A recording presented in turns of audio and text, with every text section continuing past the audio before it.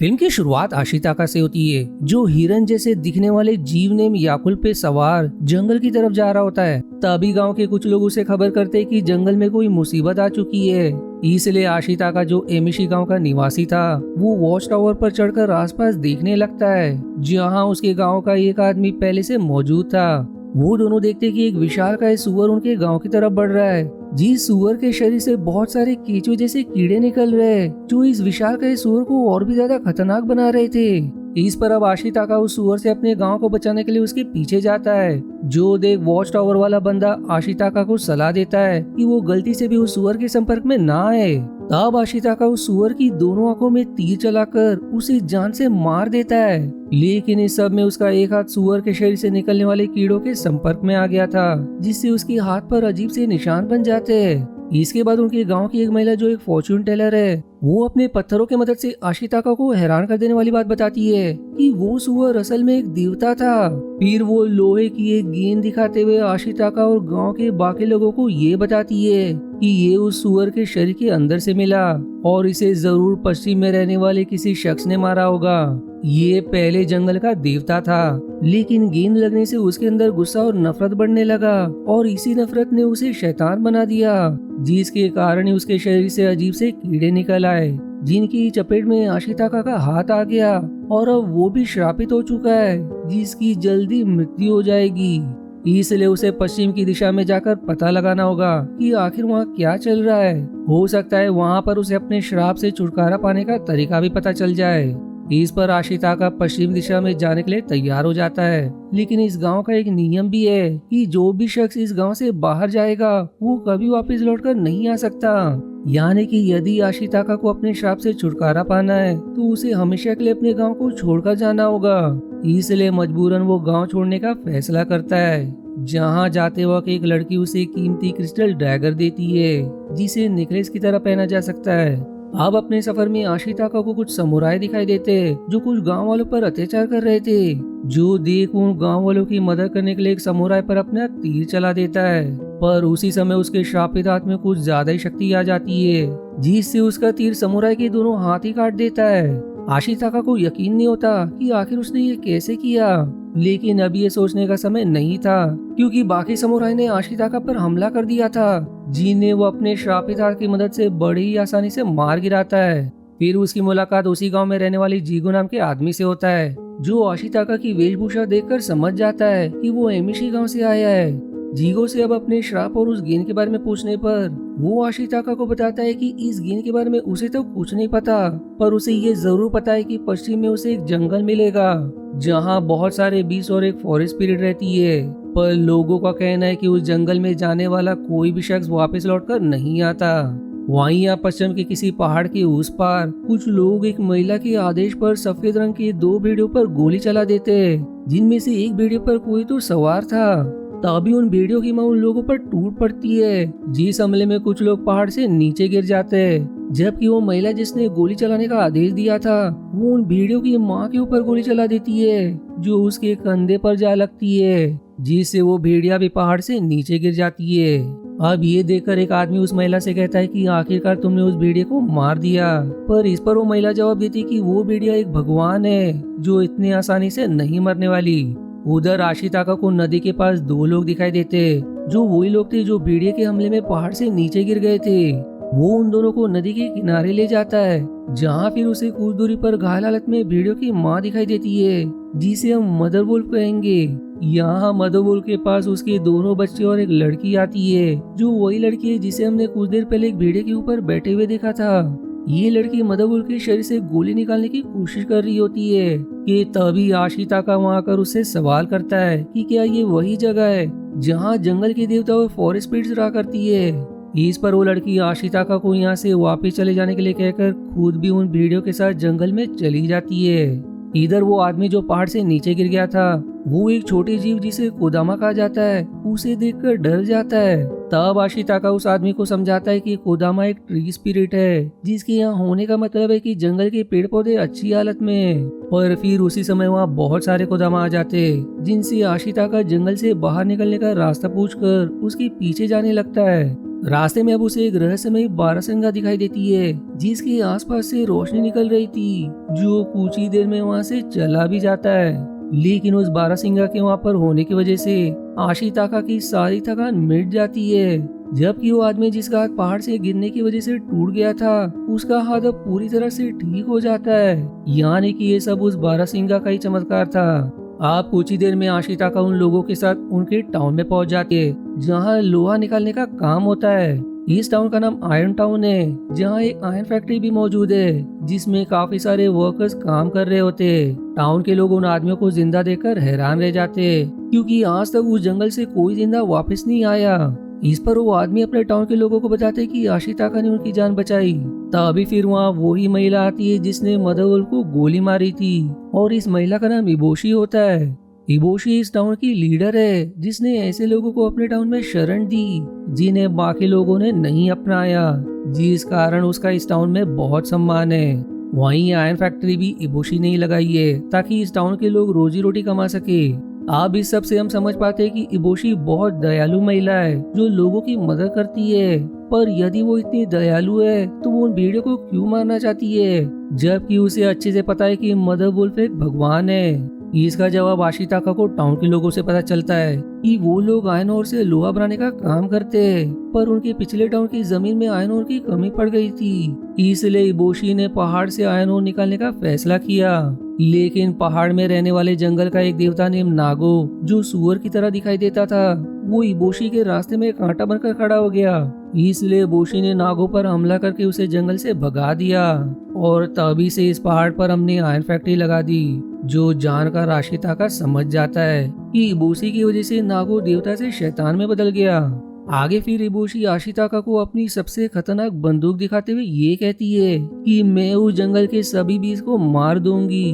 जो सुनकर अब आशिताका गुस्से में कहता है कि पहले तो तुमने नागो से उसका जंगल छीनकर उसे शैतान बना दिया, और अब तुम बाकी जीवों को भी मारना चाहती हो। इसी गुस्से में उसका श्रापेदार अपनी तलवार निकालने लगता है, जिसे आशिताका कैसे तो शांत करता है। यहाँ हम समझ पाते हैं कि उसके हाथ में नागो की फीलिंग छिपी है, इसलिए वो इबोशी को मारना चाहता था। आप सीन शिफ्ट होकर वापस से इबोशी की तरफ मुड़ जाती है, जो आशिताका से कहती है कि तुम फॉरेस्ट स्पिरिट को मारने में हमारी मदद करो, क्योंकि उसके मरते इस जंगल के देवता सिर्फ साधारण जानवर बनकर रह जाएंगे, जिससे हम उन्हें मारकर इस जंगल को दुनिया की सबसे बड़ी आयरन फैक्ट्री बना देंगे, और उन भेड़ियों के मरते ही मोनोनिके भी इंसान बन जाएगी, जो कोई और नहीं बल्कि वही लड़की है जो मदरवुल्फ के साथ थी। वो आगे शेयर करती कि फॉरेस्ट स्पिरिट का खून सभी श्राप और तुम्हारे श्राप को भी खत्म कर सकता है, इसलिए तुम्हें हमारा साथ देना चाहिए। दूसरी तरफ मोनोनिके आयरन टाउन में इबोशी को मारने आती है, जहां आशिताका उसे इबोशी के पास जाने से रोकता है, क्योंकि इबोशी के आदमियों ने मोनोनिके के ऊपर बंदूक तान रखी थी। लेकिन वो आशिताका की बात को इग्नोर करके इबोशी की तरफ बढ़ती है, जिस पर अब इबोशी के आदमी गोली चलाकर उसका बैलेंस बिगाड़ देते हैं, जिससे वो छत से नीचे गिरकर बेहोश हो जाती है। तब आशिताका उसे होश में लाता है, पर वो उसके मना करने के बावजूद फिर से इबोशी के पास चली जाती है, जहां इबोशी भी अपनी तलवार निकालकर उससे लड़ना शुरू कर देती है। ये सब देखकर अब आशिताका के हाथ से अजीब से नीले काली रोशनी निकलने लगती है, जो इबोशी के कमांडर की तलवार को मोड़कर दोनों के बीच की लड़ाई रुकवा देता है। इस पर अब मोनोनिका आशिताका के हाथ पर काट लेती है ताकि वो उसे छोड़ दे, पर उसके ऐसा करते ही आशिताका के हाथ से अजीब से काली शक्ति निकलने लगती है, जो देखकर सभी लोग डर जाते हैं। इतने में अब इबोशी आशिताका पर हमला कर देती है ताकि वो उसे छोड़ दे, लेकिन आशिताका इबोशी और मोनोनिका दोनों को बेहोश करके पहले तो इबोशिका को गांव के हवाले कर देता है, और फिर वो मोनोनिका को लेकर वहां से जाने लगता है, जो देखकर गांव की एक महिला जिसने आशिताका को डराने के लिए बंदूक पकड़ रखी थी, उससे गोली चल जाती है, जिससे बंदूक की गोली आशिताका के सीने को पार करके आगे निकल जाती है। लेकिन वो घायल होने के बावजूद भी नहीं रुकता और मोनिना को लेकर जंगल की तरफ निकल जाता है। अब तक आशिताका के शरीर से बहुत सारा खून बह चुका था, इसलिए आखिर में वो बेहोश होकर नीचे गिर जाता है, जिस पर अब मोनिका उसे तालाब के पास लेटाकर उसके पास एक पौधा लगा देती है, जिससे रात के समय वहाँ एक ट्रांसलूसेंट फॉरेस्ट स्पिरिट आती है, जिसकी आर पार भी देखा जा सकता था। वहीं पास ही हमें जीगो दिखाई देता है, जो जंगल में ही छिपा हुआ था। दरअसल वहाँ के राजा का मानना था कि यदि वो फॉरेस्ट स्पिरिट का सर को खा ले तो वो अमर हो जाएगा, इसलिए उसने जीगो को फॉरेस्ट स्पिरिट का सर लाने भेजा था। जीगो अपने साथी को बताता है कि ये फॉरेस्ट स्पिरिट रात के समय ट्रांसलूसेंट नाइट वॉकर में बदल जाती है और सुबह होते ही बारहसिंगा बन जाती है। यानी कि हमने जिस बारहसिंगा को पहले देखा था वो फॉरेस्ट स्पिरिट ही थी। तभी फॉरेस्ट स्पिरिट बारहसिंगे में बदलकर मोनिका द्वारा लगाए गए पौधे के पास जाती है, जिससे वो पौधा मुरझा जाता है, क्योंकि forest spirit God of life and death है, जो जीवन देने और लेने दोनों की भी शक्ति रखती है। अब अगली सुबह जंगल में बहुत सारे सुअर दिखाई देते हैं, जिसमें एक विशालकाय सुअर जो देख नहीं सकता था वो भी मौजूद होता है, जिसे देखकर जीगो हैरान हो जाता है, क्योंकि वो सुअर लॉर्ड ओकोटो है, जो एक तरह का देवता है और बाकी सुअर का लीडर है। वहीं इस तरफ आशिताका की चोट फॉरेस्ट स्पिरिट की मदद से पूरी तरह से ठीक हो चुकी थी, पर उसके हाथ का श्राप अब भी ठीक नहीं हुआ था। तभी मोनोनिका याकुल के साथ वहाँ आकर उसे बताती कि तुम्हारा हिरन पूरी रात तुम्हारे लिए परेशान हो रहा था और उसने मुझे बताया कि तुम एक अच्छे इंसान हो। ये सुनकर आशिताका को बहुत हैरानी होती है कि आखिर मोनोनिके उसके हिरन से कैसे बात कर सकती है। दरअसल मोनोनिके को मदर वुल्फ ने बचपन से पाला था, इसलिए उसके अंदर भी देवता वाले गुण आ गए थे, जिस कारण वो जानवरों से बात कर सकती थी। लेकिन फिर उसी समय सुअर का झुंड आशिताका को मारने आता है, क्योंकि वो इंसानों से नफरत करते थे।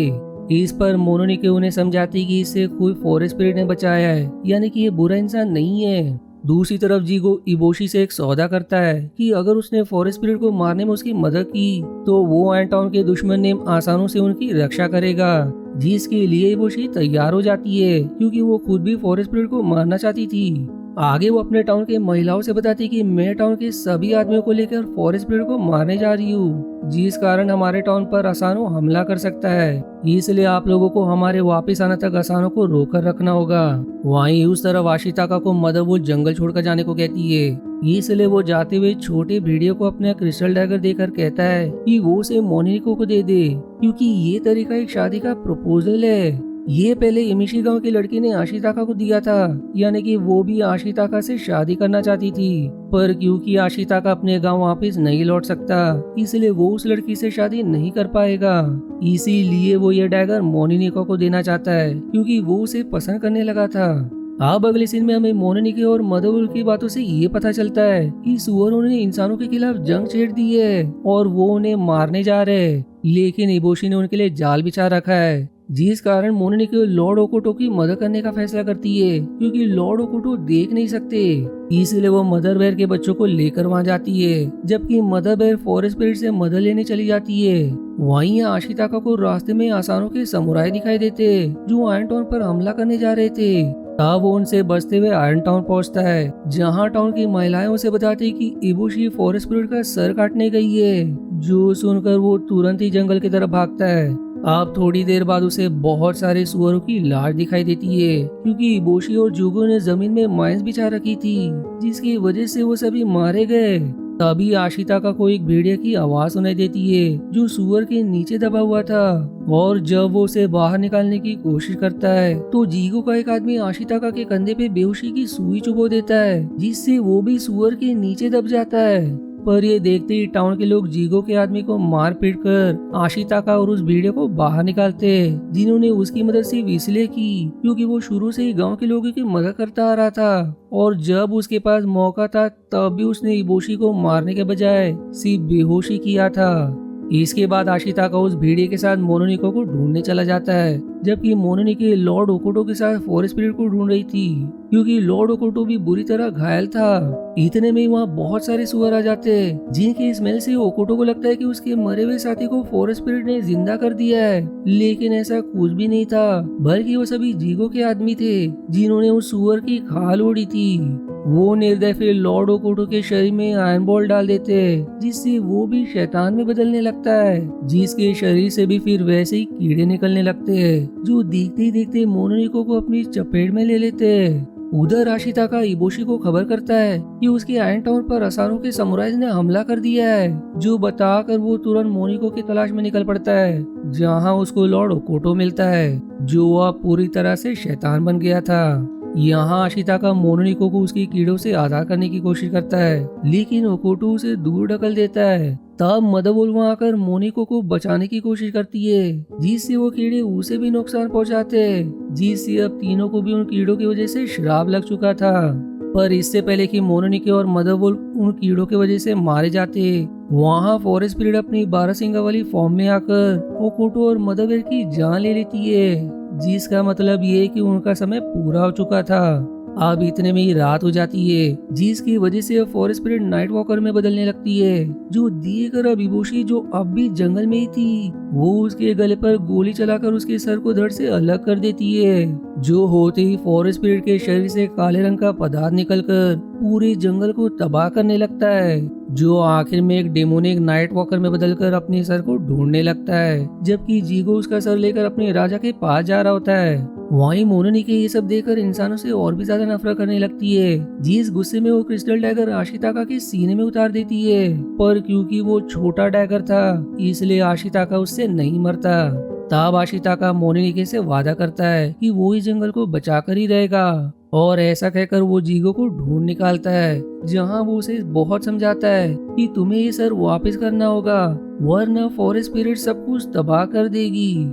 इसी सब में फिर डेमोनिक नाइट वॉकर उन्हें घेर लेता है, जिस पर अब जीगो उसका सर वापस कर देता है, जिसके बाद फिर डेमोनिक नाइट वॉकर अपने सर को जोड़कर जमीन के अंदर समा जाता है, जिसके ऐसा होते ही वो जंगल वापस से ठीक होने लगता है और हर तरफ एक बार फिर हरियाली छा जाती है। आगे हम मोनोनिके और आशिताका को साथ में देखते, जिनके श्राप भी अब खत्म हो चुके थे और उनकी जिंदा होने की एक ही वजह थी, क्योंकि उनके मरने का समय नहीं आया था, जिस कारण वही फॉरेस्ट स्पिरिट ने ओकोटो और मदर मेर को तो मार दिया, लेकिन उसने इन दोनों को जिंदा छोड़ दिया। वहीं इबोशी, जिसने लड़ाई में अपना एक हाथ भी खो दिया था, इस सब से उसे एक सीख मिलती है, इसलिए वो एंटोन को रीबिल्ड करने का तय करती है। पर इस बार वो नेचर के साथ ज्यादा हार्मोनी में काम करना चाहती है, यानी कि वो अब इंसानों और नेचर के बीच कोएग्जिस्टेंस की इम्पोर्टेंस को समझने लगी है। मूवी के आखिरी सीन में फिर हम कुदामा को देखते हैं, यानी कि अब ये जंगल पूरी तरह से स्वस्थ और हरा भरा हो चुका है। जिसी इमोशनल सीन के साथ ये मूवी यही समाप्त हो जाती है। आशा है आपको मेरी एक्सप्लेनेशन पसंद आई।